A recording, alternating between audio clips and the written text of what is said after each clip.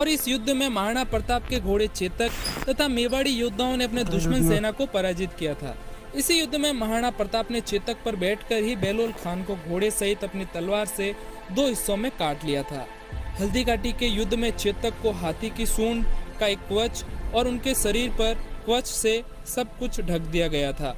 इस युद्ध में जब महाराणा प्रताप ने चेतक को आदेश देकर मान सिंह के हाथी की तरफ आगे बढ़ाया, तब चेतक ने अपने आगे के दोनों पांव को हाथी की सूंड पर रख दिया और महाराणा प्रताप ने अपने भाले से वार किया, जिसमें मान सिंह घायल हो गए थे।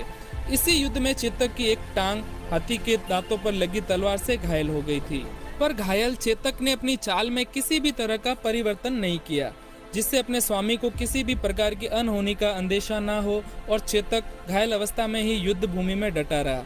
जब युद्ध चल रहा था, तब महाराणा प्रताप के गुरु राघवेंद्र को गुप्तचरों के माध्यम से खबर मिलती है कि उदयपुर पर मुगल सेना का नेतृत्व करते हुए कुंवर जगमल ने आक्रमण कर दिया है।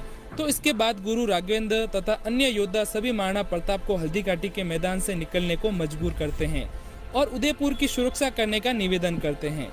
इन सभी योद्धाओं तथा अपने गुरु के आदेशों का पालन करते हुए महाराणा प्रताप युद्ध मैदान से निकलकर उदयपुर की तरफ जाते हैं और उनके राज चिन्ह और मुकुट को झाला मानसिंह धारण करते हैं और युद्ध को जारी रखते हैं। परंतु जब महाराणा प्रताप हल्दी घाटी के मैदान से उदयपुर की तरफ आगे बढ़ रहे थे, तो कुछ मुगल सैनिक उन्हें देख लेते हैं और उनका पीछा करने लगते हैं। चेतक की एक टांग कट जाने के बावजूद भी वह हवा की रफ्तार से उदयपुर की तरफ भाग रहा था और शक्ति सिंह, जो कि अपने बड़े भाई महाराणा प्रताप की सहायता करने हेतु आगे बढ़ते हैं और उन मुगल सैनिकों को मार गिराते हैं। अब जब महाराणा प्रताप अपने घोड़े पर बैठकर उदयपुर की तरफ जा रहे थे, तो बीच में एक बरसाती नाला आता है जो 25 फुट से भी अधिक चौड़ा होता है। चेतक ने घायल होते हुए भी उसे एक लंबी छलांग लगाकर पार कर दिया।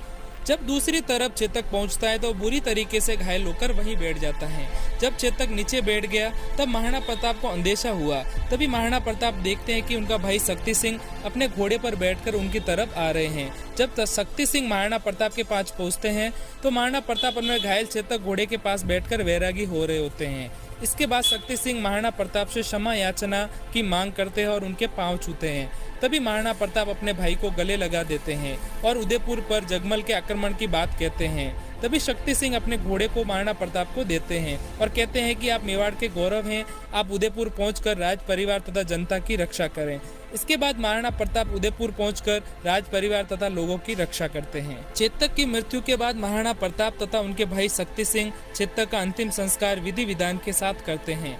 वर्तमान समय में चेतक का स्मारक तथा उस समय का समाधि स्थल राजसमंद जिले में हल्दी घाटी गांव के कुछ दूरी पर स्थित बलीचा में है, जहां पर चेतक ने अपने प्राण त्याग दिए थे। चेतक का समाधि स्थल चेतक के पराक्रम तथा वीरता को दर्शाता है।